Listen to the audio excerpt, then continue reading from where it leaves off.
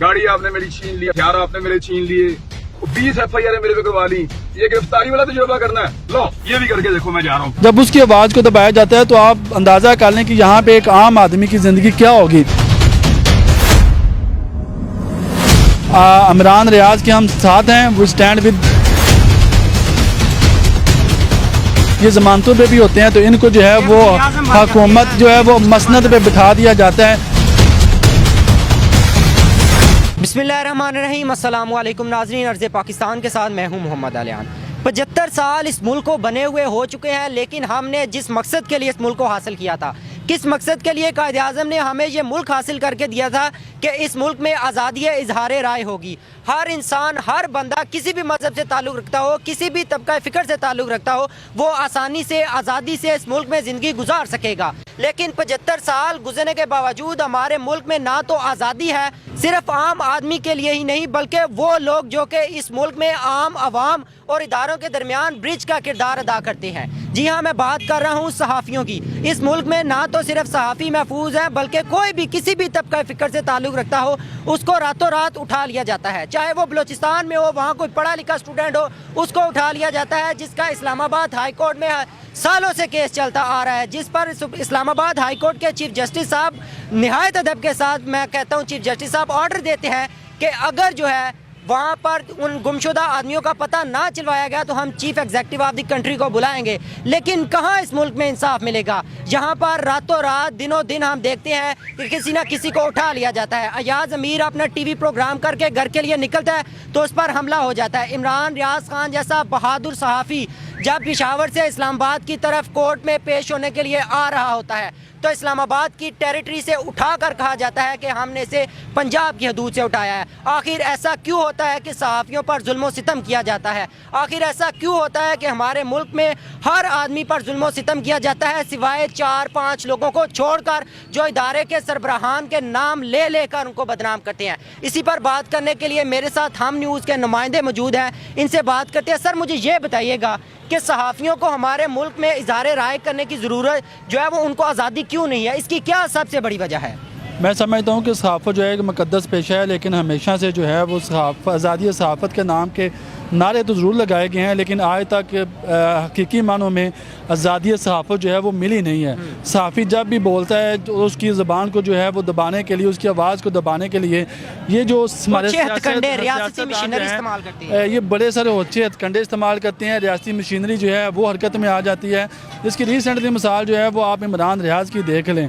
एक आम आदमी जो है उसकी ज़िंदगी कितनी बेदर्दी के साथ उसको जो है वो कुचला जाता है, और एक जो सहाफ़ी है जो आवाज़ बनता है एक आम आदमी की, इस रियासत पाकिस्तान की, जब उसकी आवाज़ को दबाया जाता है तो आप अंदाज़ा कर लें कि यहाँ पे एक आम आदमी की ज़िंदगी क्या होगी, उसकी मुश्किलात क्या होंगी, उसकी आवाज़ को कहाँ पे सुनाई होगी? कहीं भी सुनाई नहीं है।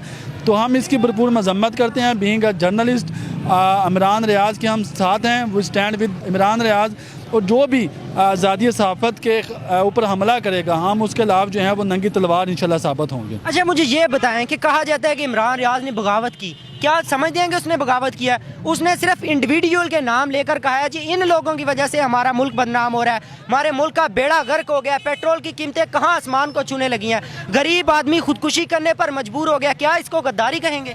मैं समझता हूँ कि जब ये सियासतदान होते कंटेनर्स पे खड़े होते हैं, जब ये बड़े बड़े नाम लेके और पाकिस्तान में सिविल नाफरमानी की तहरीक का ऐलान जब करते हैं तब ये बगावत नहीं होती। लेकिन बात तो सिर्फ यही है, बाहर बैठकर कहा जाता है कि फलां बंदे ने जो है वो RTS को बिठाया, कहा जाता है कि फलां बंदे ने जो है वो तबाह किया, फलां बंदे ने बर्बाद किया, हमारे मुल्क को तबाह बर्बाद कर दिया, हम पर इसको खान को मसलत कर दिया। उस वक्त क्या गद्दारी नहीं होती? उस वक्त जो है बगावत नहीं होती? मैं समझता हूँ कि मसला सिर्फ यही है कि आम आदमी की आवाज़ को दबा दिया जाता है, सहाफ़ी की आवाज़ को दबा दिया जाता है।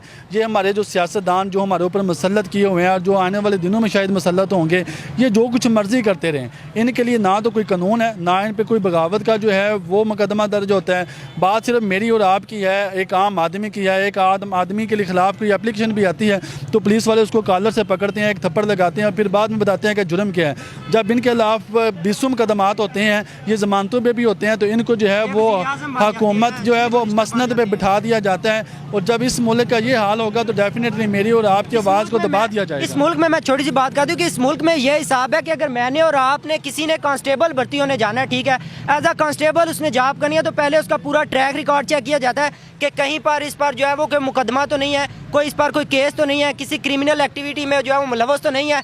लेकिन यहाँ पर अरबों रुपए की करप्शन की हुई। मॉडल टाउन के 16 से 20 शहीदों का जिम्मेदार कौन? उनको आप वज़ीर आज़म बना देते हैं, चीफ मिनिस्टर। आम आदमी के लिए तो यहाँ पे जो है ना कुछ ने कुछ जॉब लेनी है, कुछ भी करना है, उसने दर्जा 4 भी जॉब भी लेनी है तो उसके लिए करैक्टर सर्टिफिकेट मांगा जाता है। और इनके लिए करैक्टर सर्टिफिकेट क्या है कि ये 100 से ज़्यादा भी मुकदमात में ये मतलूब हों, ये इश्तिहारी हों, या अदालतों से मफरूर हों और अदालतों से ज़मानत याफ्ता भी हों, तो इसको मसनद पे बिठा जाती है। जब यहाँ जिस मुल्क में ये कानून होगा वहाँ पे यकीनन जो है वो आम आदमी, गरीब आदमी को कुचल दिया जाएगा। और इमरान रियाज जैसे बहादुर और नडर जो साफ़ी हैं उनकी आवाज़ को दबाने के लिए जो है इस तरह की रियासती मशीनरी और अच्छे हथकंडे जो हैं वो इस्तेमाल किए जाएंगे। बिल्कुल sir, thank you so much. मैं भी अपने नाजरीन को ये बताता चलूँ, जो भी सुन रहे हैं मैं उसको ये बताता चलूँ कि we stand with Imran Riaz Khan. चाहे इमरान रियाज खान हो, चाहे अयाज अमीर हो, चाहे अरशद शरीफ हो, चाहे समी इब्राहिम हो, या डॉक्टर मोहित पीरजादा हो, जिस किसी को भी उठाया जाएगा, जिस किसी से के साथ भी तशद्दुद किया जाएगा, हम तमाम जर्नलिस्ट आज इस बात का अहद करते हैं कि हम उनके साथ ज़रूर खड़े होंगे। इसी के साथ मुझे दीजिए इजाज़त। अल्लाह हाफिज़।